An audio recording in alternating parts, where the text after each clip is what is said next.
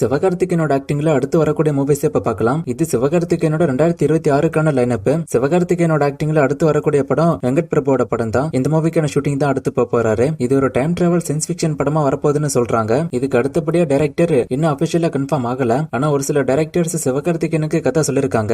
அதுல ஒரு சிலர் ஃபைனலைஸ் ஆயிருக்காங்க. இவங்க அடுத்த படத்தை எடுக்க போறாங்க அப்படின்னு. அவங்க யார் யாருன்னு பார்த்தோம்னா, தாய்கேள்வி படத்தோட டைரக்டர் சிவகுமார் முருகேசன் சிவகார்த்திகேயனுக்கு ஒரு கதை ஒன்னு சொல்லிருக்காரு. அந்த கதை அவருக்கு ரொம்ப பிடிச்சிருக்கு. அடுத்து ஒரு கன்னட டைரக்டரும் சிவகார்த்திகேயனுக்கு கதை சொன்னதா நியூஸ் வந்திருக்கு. அந்த கதையுமே அவருக்கு பிடிச்சதா சொல்றாங்க. ராம்குமார் பாலகிருஷ்ணனுமே சிவகார்த்திகேயனுக்கு கதை சொன்னதா நியூஸ் வந்திருக்கு. அந்த கதையுமே அவர் ஓகே பண்ணி தான் வச்சிருக்காரு. இதுல இப்ப வெங்கட் பிரபுவோட படம் சொன்னல, அதுக்கு முன்னாடியே கூட இந்த ராம்குமார் பாலகிருஷ்ணனோட படம் ஸ்டார்ட் ஆக வாய்ப்பு இருக்குங்கிற மாதிரியும் சொல்றாங்க இன்னொரு பக்கம். ஏன்னா இவர் ஒரு ஷார்ட் டைம் ப்ராஜெக்ட் சொன்னதா சொல்றாங்க, சீக்கிரமா படத்தை எடுத்து முடிக்கிற மாதிரி. இது இல்லாம சிபி சக்கரவர்த்தியுமே சிவகார்த்திகேயனுக்கு ஒரு கதை ஒன்னு சொல்லி அதை ஓகே பண்ணிட்டாரு. ஆனா இப்ப சூப்பர் ஸ்டார் பட வாய்ப்பு கிடைக்கவும் அவர் அங்க படம் எடுத்துட்டு இருக்காரு. சோ அந்த படத்தை முடிச்சிட்டு திரும்ப சிவகார்த்திகேயனோட இவர் ஜாயின் பண்ணுவாரு.